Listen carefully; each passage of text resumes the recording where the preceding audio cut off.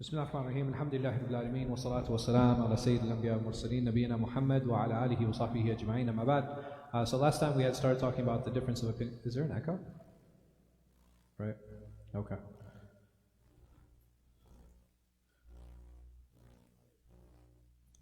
We miss you every time. No, I don't. But may Allah make it easy. May Allah make it easy.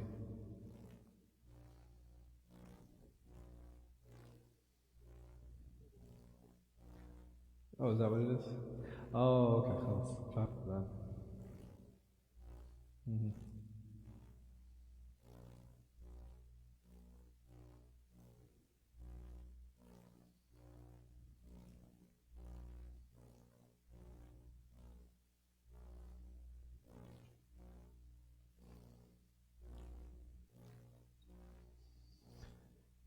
So I'll try to get by with all the reverb that we have here, unfortunately.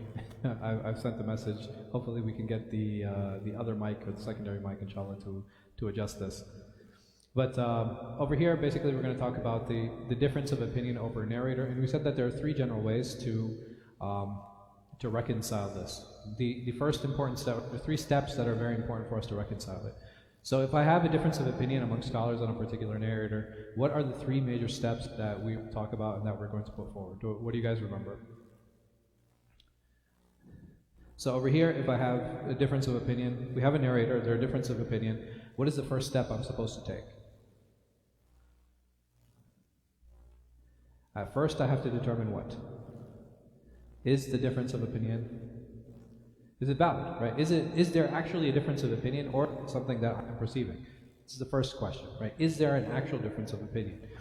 After I go through and I determine like, okay, hey, there is an actual difference of opinion concerning this particular scholar, what is the next step that I should take? Okay, so I can do something that's called, before I do tarjih, right? Before I make a decision, what is one thing that I can do? I can try to reconcile, right? So I do tarjih, right? And amongst the actual, I can either do tarjih, right, where I decide, like, okay, well, yes, there is an actual difference of opinion. Now I need to make a decision on who is right concerning the ruling on that narrator. If I still can't come to a conclusion, then what do? Force people on one opinion? Allahu Akbar. That's what we do at Dar al-Hijrah, but I'm talking about in general.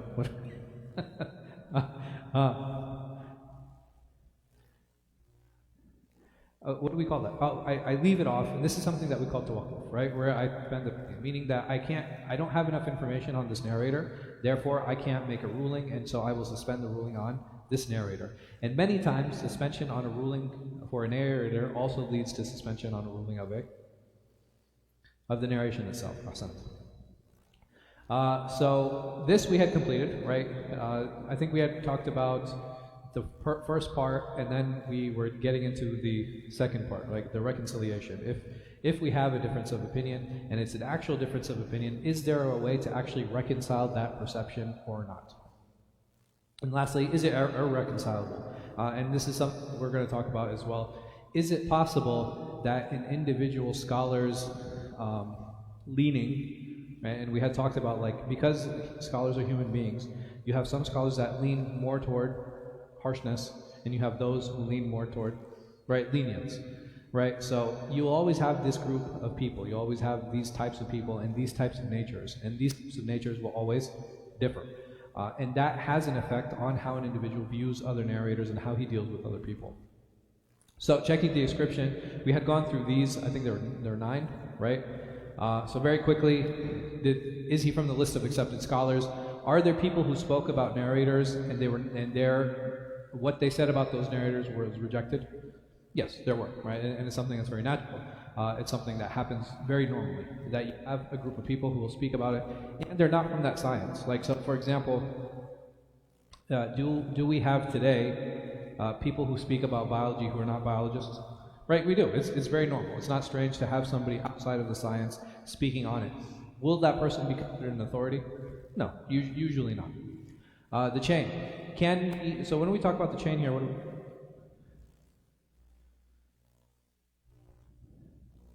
Right, so the statement needs to lead back to the scholar, right? So we need to make sure that chain of narration. So even chains of narration concerning statements about scholars, they themselves have a chain of narration, meaning that can I verify that the scholar actually said it? Mistake. Was there a mistake in how it was relayed from the Imam? So just because we have a chain of narration, is it possible that one of those people in that chain misunderstood what the Imam was saying? Yes, it is possible. The other possibility is that the Imam himself was mistaken in his ruling. Maybe there was a misapplication, maybe he misheard, maybe there are different ways to definitely deal with that. Unacceptable. Is the ruling that he made on that person an unacceptable ruling? Meaning that was there a personal grudge that was involved? Were there other issues and secondary issues that were involved that caused him to misalign that ruling? Misunderstood. Sometimes the Imam will say something, and we had mentioned a few examples of this, that can be misunderstood because of how it is used. Misascribed, meaning that the Imam was speaking about Abdullah, but it's not the Abdullah he meant another Abdullah. Another is misapplied. So over here, there's a difference about a narrator sometimes being in comparison to another one. And when he said, oh, he's weaker than so-and-so, does that mean that that person is weak? No, right? That's just in a comparative context. And lastly, the timeline. So you have scholars, early scholars and early critics, and you have later scholars who relayed a lot of that information. And sometimes if there's a difference of opinion, we said that in general, we give preference to early or later scholars. Huh? We had a long conversation about that. Yes. Huh? I mean, we go through a lot of we go through a lot of information. In general, what do you guys think? Jazakallah khair. Who had the key? Huh? Hasan Ja. Alhamdulillah.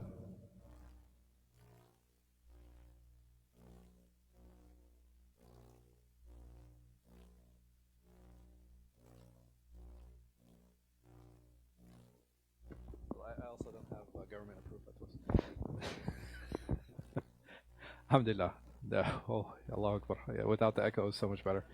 So here, when I have a difference of opinion between a later scholar and an earlier scholar, we had said that who do we give preference to, and why? Or what do you think? Sure. Why? Right. He's closer to the information. He has access to resources that later scholars just don't have access to. Later scholars, they only have access to whatever's in the books, right? Whatever information has reached them, they don't have more investigative power or investigative authority.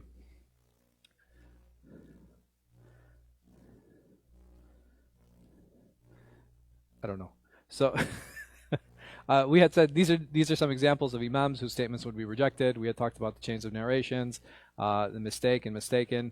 And again, this is just a quick summary of some of the things that we had spoken about last time. And we said that the next stage would be reconciliability. Like, how do I reconcile statements if I do have a difference of opinion? Importance is understanding the context, broad terms. We had come up with 6 categories, right, of how we deal with some of these terminologies, how those terms are applied. Are there rare uses that an imam will use? Are there specific uses? And are there linguistic uses? Concerning this one is probably the most controversial. Because you do have some scholars who claim that no, there were specific uses or unique uses by particular imams, but we're going to go through some of them and actually see and investigate, is that true, right? Is it true that certain imams had specific uses, or did they fall in line with the rest of the Muḥaddithīn concerning these categories?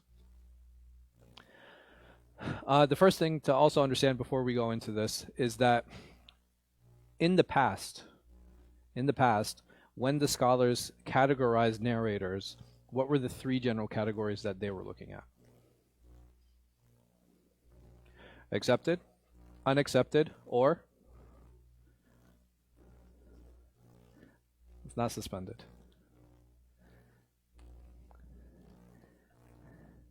What does Hassan mean? Is it accepted or no? It's not accepted. طيب. Then why? يعني شو الحسنى فيه? That's good advice. Allahu Akbar.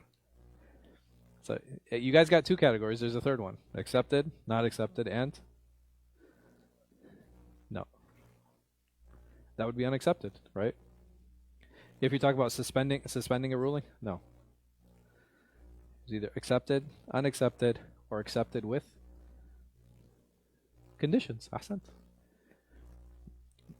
And what were those conditions? Those are things that are worthy of discussing. So, huh? It's not, because there are conditions. Otherwise, it would have been accepted generally. Just like the first category. It's how can it be accepted if there are conditions? Once the conditions are met, yes. Up until that point, if the conditions aren't met, then what is it? Yeah, you have to. Because meaning that if I find a hadith, for example, that has a narrator that is weak in his memory, in general, the narration is what? Rejected. Like, we don't accept it. Why? Because there's a weakness in his labt. What if I have 2 or 3 other parallel chains that all of them have a similar weakness in their memory? Not about their adala, right? So when we said that if I have 5 liars in 5 different chains, is it possible that I can use all those hadith to strengthen each other? Yes or no? No. Why? Because they're liars. Once an individual is a liar, he's forever a liar, and it doesn't matter what he says, even if he agrees with other liars. Is it possible if you have 3 people with weak memory, with 3 parallel chains, what are the chances that they'll all narrate something? People who are known to be upright, people who are known to be honest, but they just make mistakes when they narrate things. Is it possible that all 3 of them have mistakenly come to the correct conclusion? No, it's not. It's extremely unlikely. Extremely unlikely. Huh? Yeah, possible in like the realistic sense, not in like the mathematical probable sense. So when it comes to like dealing with some of these issues and certain issues, like we have to understand, like when we talk about probability and when we talk about that, we're not talking about like statistical probabilities, like is there a 0.0075% for that? No, we're talking about a possibility in the sense like, does this happen in reality? And we'll find it doesn't. No, does it happen? And we'll find that it doesn't. It's not possible that you have 3 to 5 to 10 different narrators, all in parallel chains, all with the same type of weakness in their memory, coming to the same wording. That doesn't happen. Yeah, they all have to get, and the chances, they multiply with each person. So the more chains you have, the more that it becomes a factorial at that point. Sure, I don't know. Is that what mathematicians say? I don't know. I'm not a mathematician, so I can't say. Thank you. So, أفدتني اليوم. So over here, a person can be called da'if, he can be called weak, but depending on the type of weakness, his narrations can still be, in some cases, be considered accepted.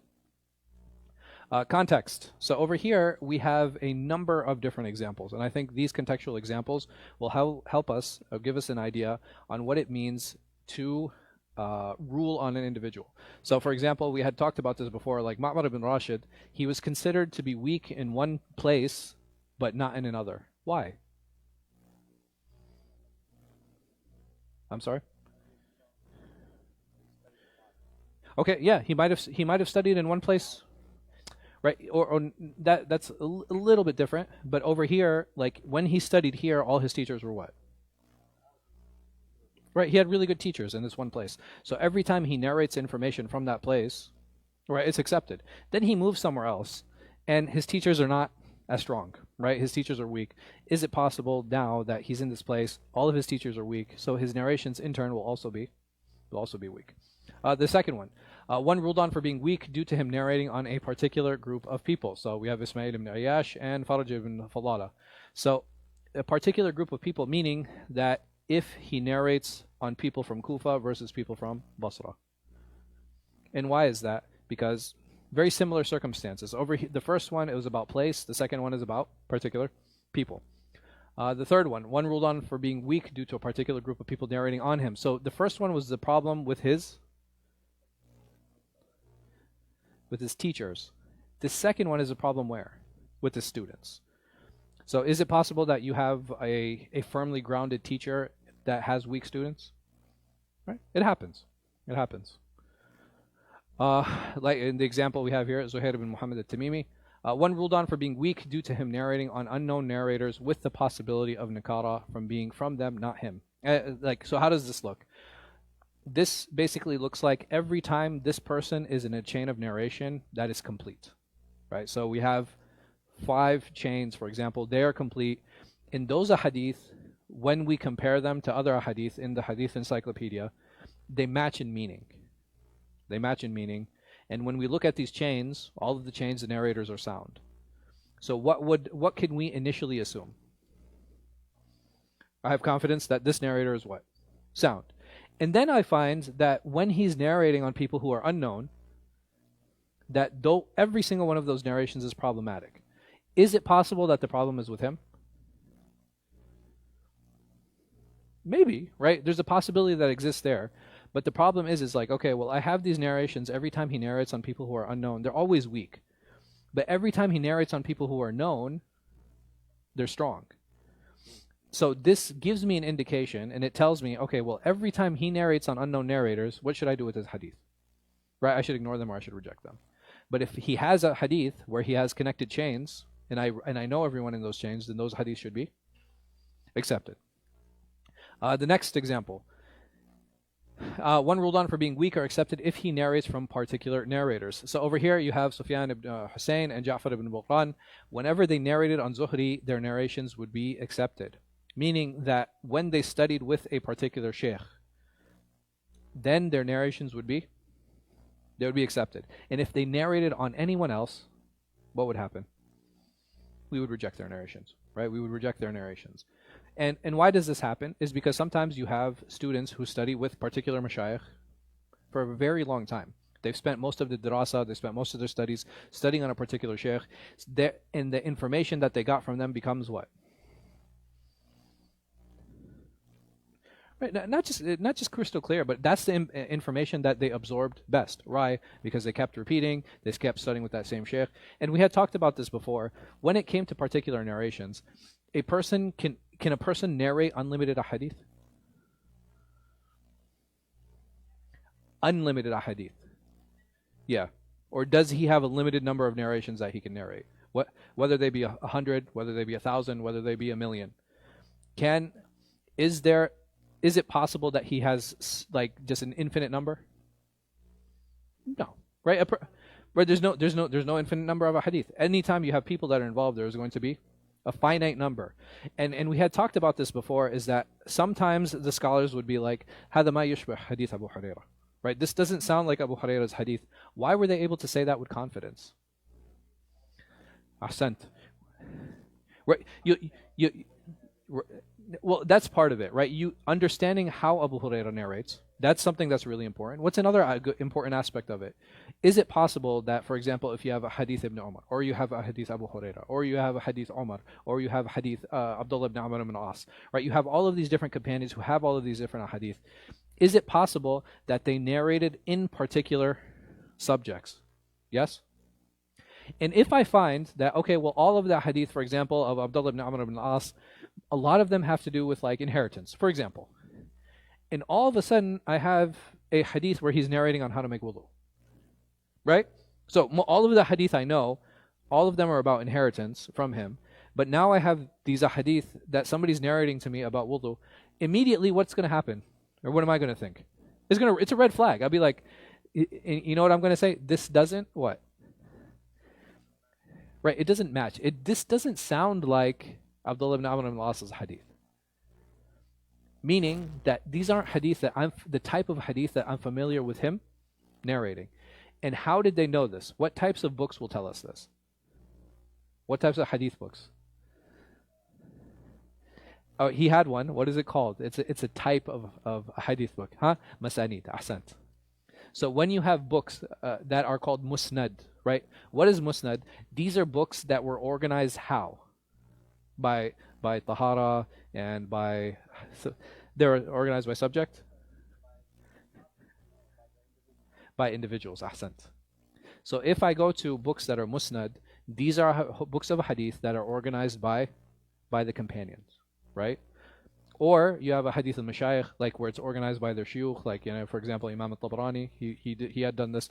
But like, so now you have these masanid. You have these books that are organized by companions, meaning if I'm familiar with all the books of masanid, and I know all of the hadith of Jabir now, and the moment somebody comes to me, I'll be like, no, that doesn't sound like Jabir. Bring me the isnad. And I can check it, right? You know, I could check it at that point. Is it possible that I'm wrong? Right, there's a possibility, but the important thing is, remember, when we talk about hadith and hadith sciences and looking at chains of narrations and looking at different types of a hadith, one of the things that even you guys have come to do is when you hear something, immediately what's going to happen, it's like, well, that's a red flag. That doesn't sound right. There's something going on there. And it's important to have these red flags because it'll give us insight into things that we should investigate further. So here we have Imam Zuhri, we have A'mash. These are very big scholars of a hadith, and we'll find that when they had certain students that spent a lot of time with them, that those students became reliable anytime they narrated from them. But the moment they started narrating from other teachers, their narrations would be rejected, even though the narrations of Zuhri and A'mash are generally accepted, even though they're generally accepted. One who's considered precise or weak in narrating a particular science versus other sciences. This is something, again, that was not uncommon.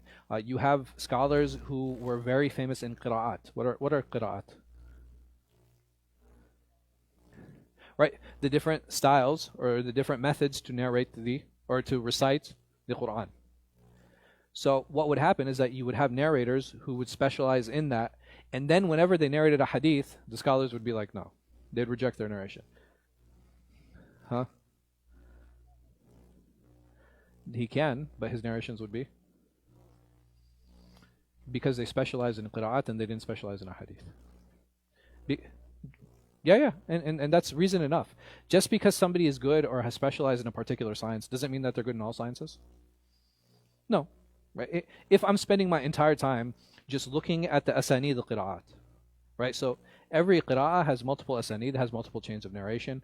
And if I become known for that and I'm spending my time with this, and all of a sudden I'm narrating about tahara, right? I'm narrating about purification. I'm narrating about how to make tayammum. Be like, okay, who did you study with? All of your teachers were muqri'in, right? They're all teachers of qira'ah. Where did you get this information from? Like, who were you studying with? Who did you sit with that you would narrate this? So that's something that definitely happened. One weakened or praised in light of a specific narration. So, for example, if I have a hadith and then we have a scholar that says this hadith is weak, does it mean that the particular narrator of interest I'm looking at is weak? Okay, again, if I have a hadith and a scholar says that this hadith is weak, and I'm looking for a particular narrator, and I find the narrator that I'm researching is in that chain, does that mean that this narrator is weak?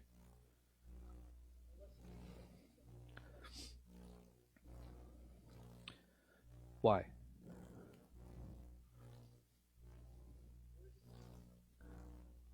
So again, I have a chain of narration, I have the hadith, and a scholar, a hadith critic, he says this hadith is weak.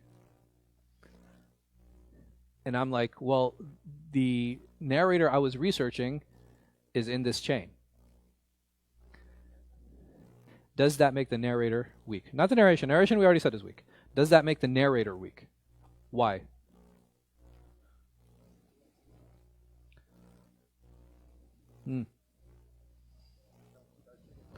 Huh? I don't know. I want you guys to think about it. It's possible that somebody else is weak in the chain. Yes? He's not the reason for it to be weak. What is another possibility? One of the things that we mentioned, right? Maybe he's narrating in a particular science that he's not specialized in. Other possibilities. No, he's in the chain. We've already established he's in the chain. Another possibility is it possible that he made a mistake in that particular narration? Yes. Right? And over here, like oham, something that we call mistakes that scholars make, this is not something that's uncommon. Right? They're human beings. And when you have people who are memorizing thousands of a hadith, is it possible that they make a mistake in one or two? Or three or 10? Would this take away from their scholarship? Would we say now, like, oh man, this guy made 5 mistakes in 130,000 hadith. Now, therefore, we have to reject his narration because he's not precise. Right? That's silly. It's not a realistic expectation to have. Or he's a human being. When does that become a problem? Yes. 6 books. Yeah.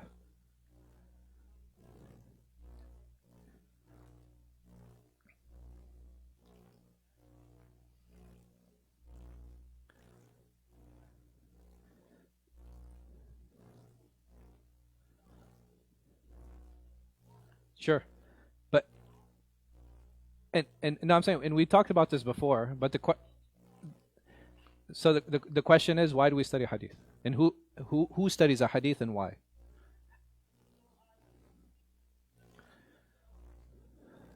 You'll only become confused if you try to academically engage a hadith. We had talked about this before.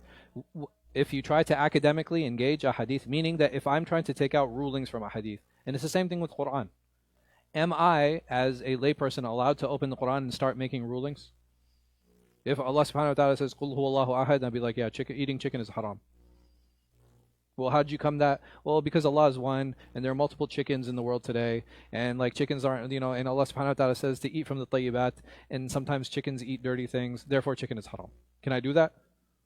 No, right? I'm not allowed to do that. And it's the same thing with the hadith. I'm not allowed to engage with these texts when it comes to extracting rulings. And if I'm reading a hadith, why am I reading them? We had mentioned two major reasons. For barakah, right? Because I'm engaging with prophetic speech.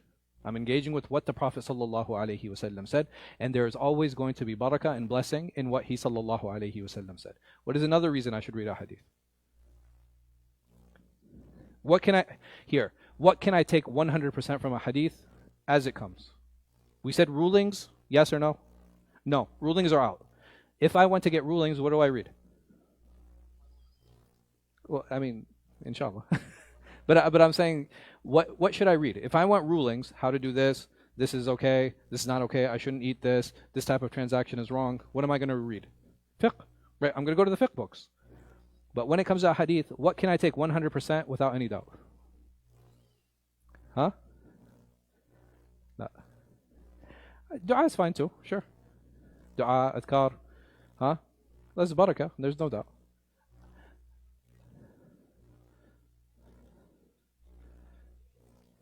Sure.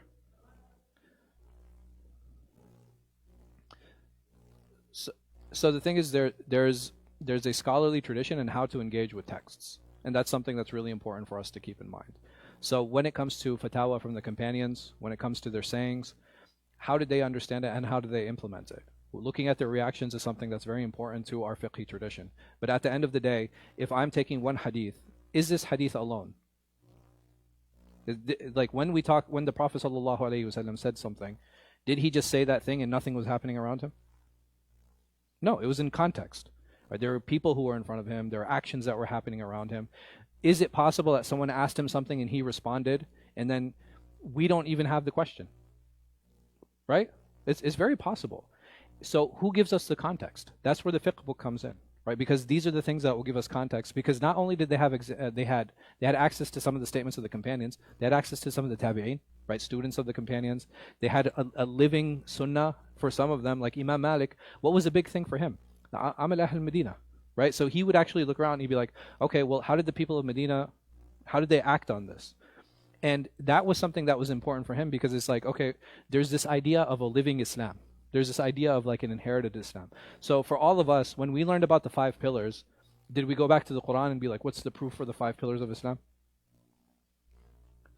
No. Like, did we go back to the hadith and be like, okay, well, where are the proof for the 5 pillars of Islam? This is something that we inherit, right? There is a living Islam that's important for us to understand. There are certain things that we just inherit without even thinking about. When we go back to the prayers, like how many of us go back to the hadith of Wa'il ibn Hujr every time we want to learn, like we want to make sure that we're praying properly? Nothing. It's just something we inherit, something that we learned. The timings for the prayers, like, so we take it for granted, but how do we have the timings for prayers? We trust the calendars that we get. Yes? Is there anything wrong with that? No, I don't think so. Not at all. If the community tells us that Eid is on a certain day, do I need to sit there and like fight them about like the sighting of the moon and doing all these things? Of course, Yakhi. That's part of the sunnah too, right? Like, it's like, so there are certain things that we just inherit and we take them. Like, the marriage ceremony. Like, do we have anything specifically spelling out the marriage ceremony, like in our, in the ayat and the hadith tradition? Right? These are things that we take and we can understand, but basically these are things that have been handed down. Like there is a living Islam, and that's something that's really important. So when it comes to like looking at those things, we have to understand that none of this stuff happened in a vacuum. All of the things the Prophet ﷺ came with are connected. And if we understand that they're connected, then who helps give us context People who have read all of those things. What is the problem with me as a general Muslim? When I step in and I pick up a hadith, guess what I'm not looking at? All of this, right? I'm not looking at all of this. I'm just looking at this. And this is why we trust our scholarly tradition, because we hope that they at least have looked at everything and not just pigeonhole things into that one statement or into that one hadith. So that's why that's important.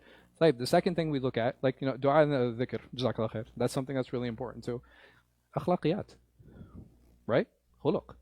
If the Prophet ﷺ is encouraging us to be truthful, should I be like, well, what did he really mean by truth? You know what I mean? Like that, these aren't the things that deserve engagement. If the Prophet ﷺ says be truthful, be loyal, be upstanding, don't steal, right? Be honest with one another, build your relationships, work on bettering your relationships with others, be kind. Do these require like a lot of rulings and like, do I need like an academic depth and understanding? Do I need a context to kindness? Be like, well, what did he really mean by kindness? You know what I mean? Like what exactly? Like, how do I? No. Like these are general things that we can take for sure. Like if there's anything I'm going to take blindly from the hadith tradition, these are the things that I would take. There's no reason for me to question it. The Prophet ﷺ, be kind. It's like, okay, you know what I need to do? I need to be kind. The Prophet ﷺ said smile. Guess what I should do? Smile, right? Like that doesn't require a lot of context. What is smile? Allahu Akbar. It's like, should I smile? Even when I go to the janazah, I should smile. No, I mean, like, so the thing is, like, there is a contextual, like, social, cultural understanding to how do we implement some of these things. But at the same time, like, it's very easy for those things, like understanding loyalty, understanding, just being a happy person, being upright, being an upstanding person, like being helpful. These are things, they don't require a lot of depth. They don't require a lot of like nitpicking and understanding and like, okay, well, what is going on here? Where did we leave off? Oh, one we can do to innovation. So we had spent some time on this, like, an innovation and an innovator. Why is it important that that we even talk about this?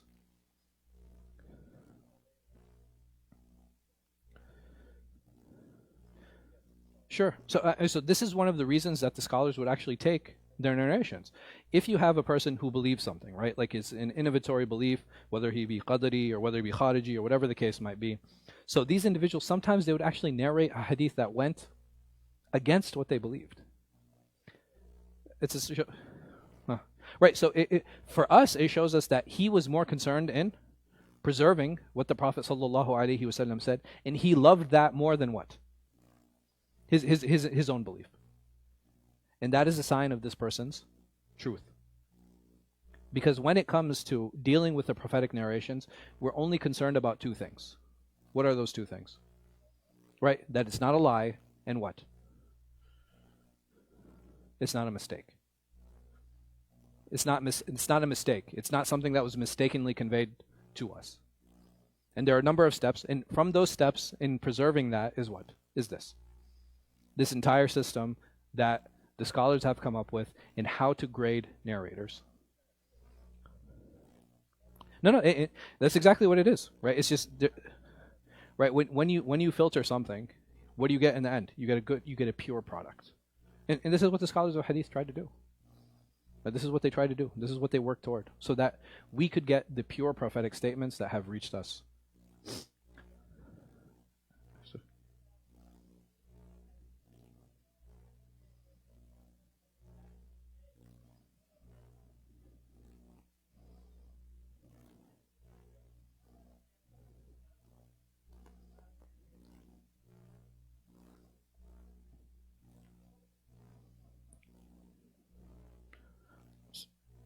So why do you have certain companions narrating more than others? It depends on their academic engagement in the community. So when you look to certain public figures, if they were more involved in politics, if they were more involved in statehood, if they're more involved in battles, you'll have some companions that narrated a lot, and you have some that narrated very little. Is that a sign of, or is that a shortcoming in the companion? No. If a person is limiting himself, what does that have to do with fairness? If a person is limiting themselves, what does that have to do with fairness? If I'm choosing not to speak about something, is that unfair? if I feel issues are being addressed. Like for example, we have this Hadith class. Why don't we have the same class every single day given by 7 different people? Because others feel, right? You know what I mean? Others feel that what? That one is doing the job. So if that person here is be like, okay, well, you know what? I like what he's saying, and I appreciate it. I think it's enough that he's doing the job. I don't feel the need to repeat that work. So if you have a scholar like Ali radiallahu anh, who is busy in politics very much throughout his career, and this is something that's very clearly that we see. If someone is busy in something, and he sees this work that's going on, and he has an opportunity to actually say like, hey, listen, you guys are doing wrong, and he doesn't do that, why didn't he do that? Because what number Khalifa is he? He's the 4th Khalifa. So he had 3 caliphates. He had 3 caliphates in which he had the opportunity to do what? To either work with them, or if he felt they were wrong, or to work against them. And if he's not saying anything against them, why? Because he feels that they're right. Do we know Ali to be a coward? Radiallahu anh? Abadan, never. Not just that, how did he die?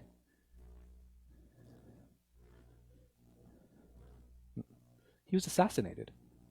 He was killed. Like he was stabbed. If I know him not to be a coward, if I know him to be an upstanding person, if I know him to be someone who is involved, why would that person stay silent if they allowed? What does that say about a person if they see all this evil and they just stay silent? Someone who the Prophet sallallahu alaihi wasallam said that whoever, like Ali is my wali, and whoever wants wilaya, you have to take it from Ali. Like this is someone who the Prophet sallallahu alaihi wasallam praised. Why would this person be shy? Does that make sense?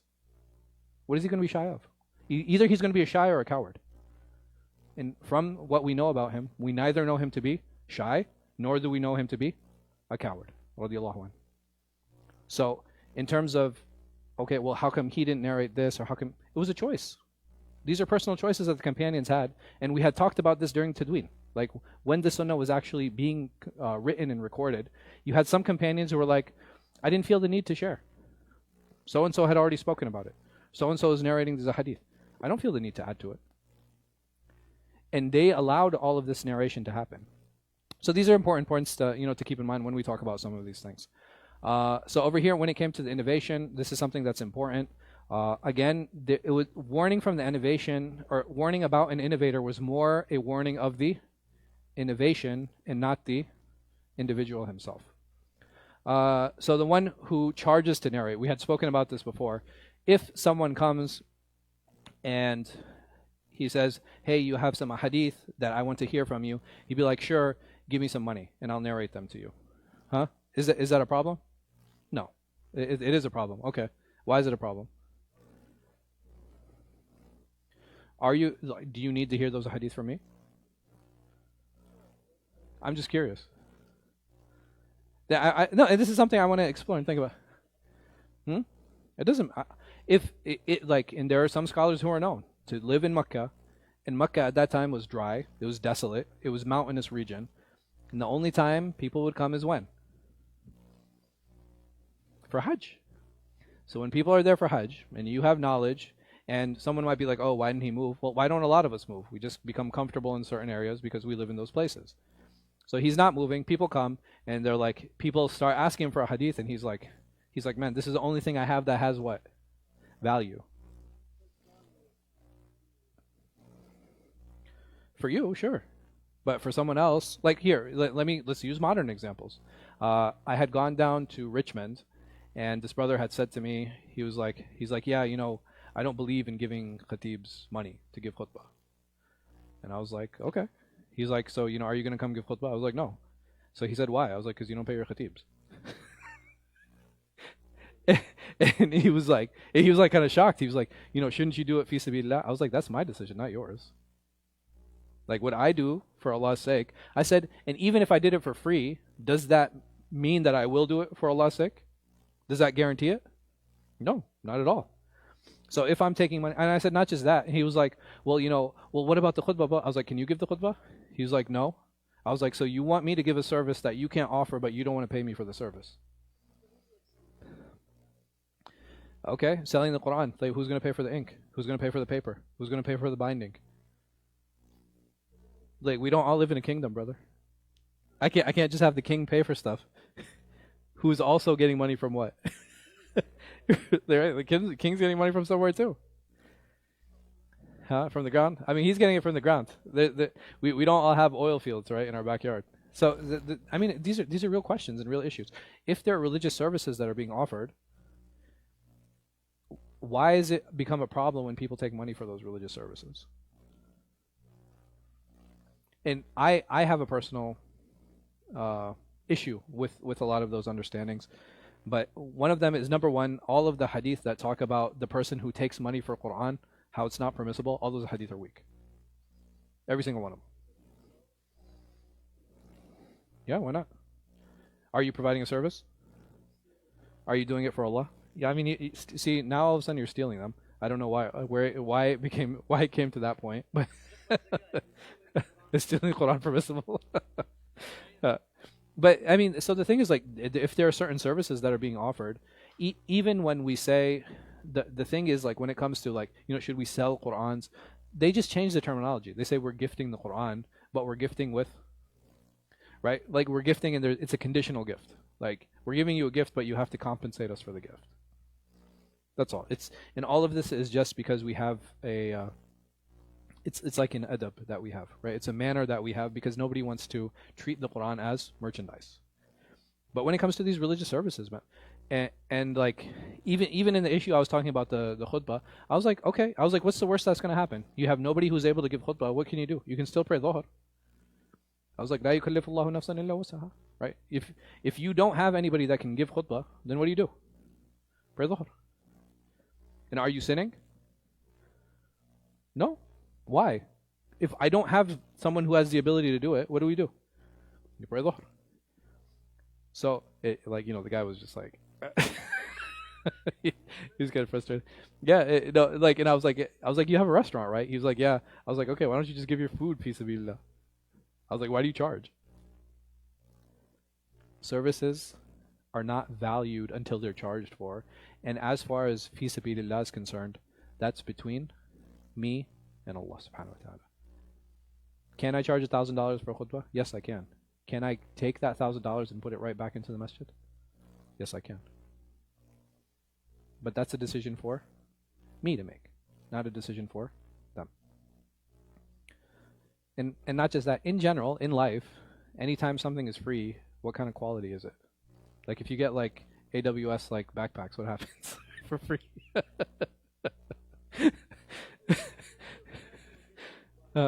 Right? No, I mean, but even it's a marketing ploy because they're like, oh, this is something that's temporary, and he's gonna actually need one at some point. And you go to Amazon, right, to buy Allahu Akbar. Why? Because it's been ingrained when you see the AWS.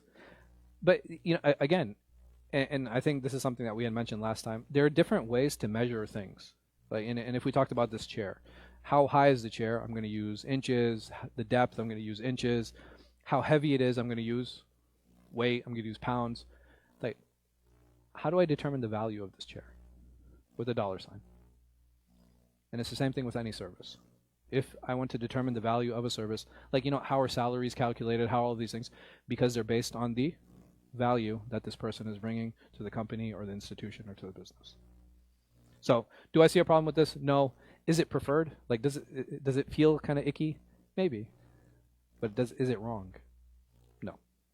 And the last one who was weakened due to him narrating with ijazah, and how some scholars weaken this form of narration. You guys remember what ijazah is? Huh?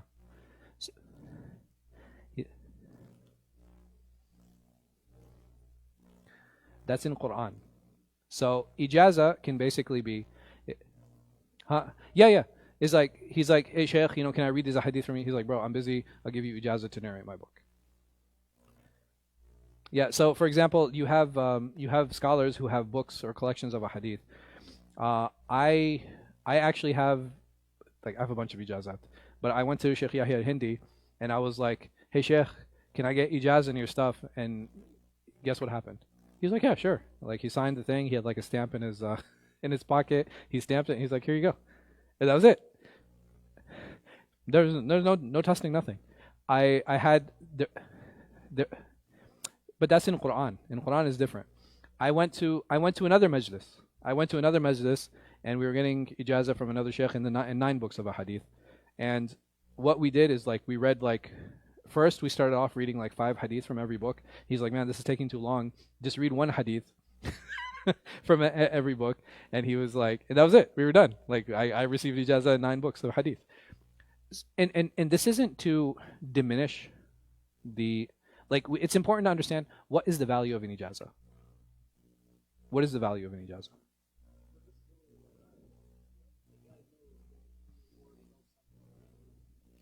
No, I could have just walked in off the street and sat down. Yeah, and he would give you ijazah. Yes. But again, what is the purpose of ijazah?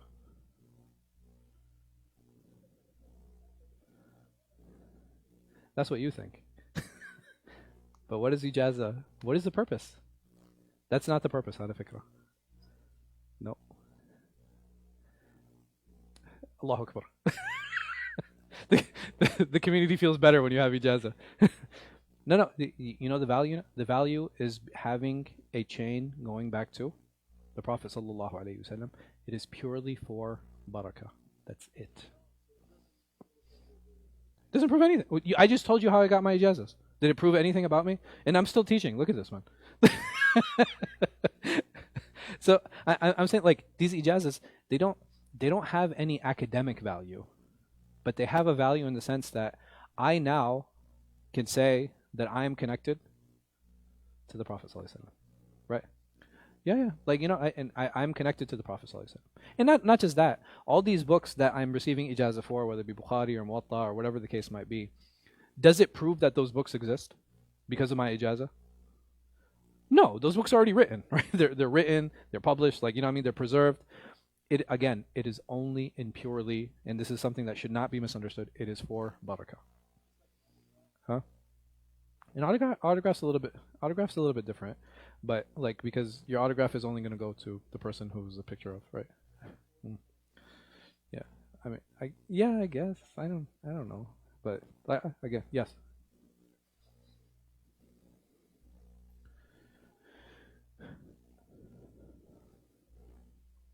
Sure.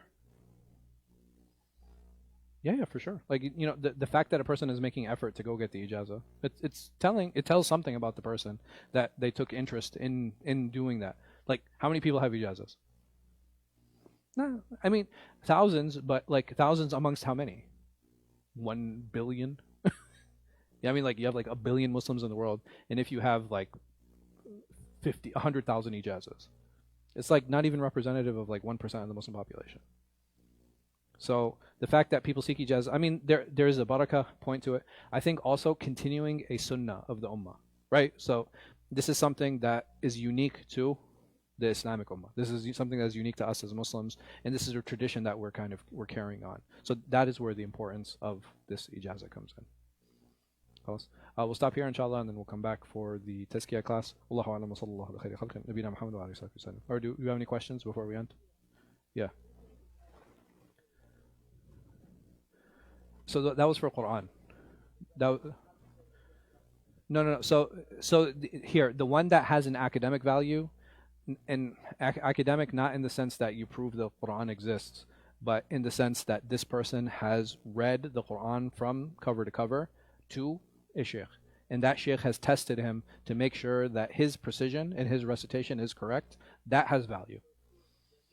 Yeah, not that he understands, but that he has read, right? And he's been tested. Yeah, it's more about recitation. That this person has read and he's been tested. So that is the benefit of the Quran ijazah versus different ijazat. Do you have certain teachers who are stricter? You're like, no, like, well, I need to test him and I need to. Yes, you do. In general, it's not. It's not a thing. I remember my sheikh, he had gone to go get ijazah from I think it was Abu Turab al-Lahiri, who's in Saudi, and he was like, they walked in and the sheikh was like doing hookah. and, and they were like, they read a few hadith to him, and he was like, you know what I mean? Like he was like bubbling, and then and then like they were done reading, he was like, ujizukum. He was like, I give you I give you ijaz. So and again, I'm not saying this because like I'm ridiculing it at all. I myself have ijazat, and I think that they do have like a value in seeking them, and it shows that a person is taking initiative, but like the academic value is just not there. It doesn't exist, and Allah knows best. Yeah, I mean, yeah, because there's only so many people who give ijaza, so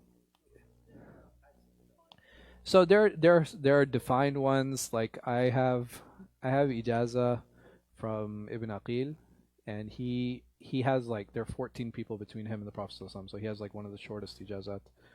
Um, but like I doubt like Ibn Aqil. He's actually from Saudi. He's from Najd. He passed away. I forgot his name, man. I forgot the entire. I think it's Abdurrahman or Abdullah. Yeah. Uh, he passed away like last year, rahimahullah. But so yeah, so like you do have some with like shorter chains.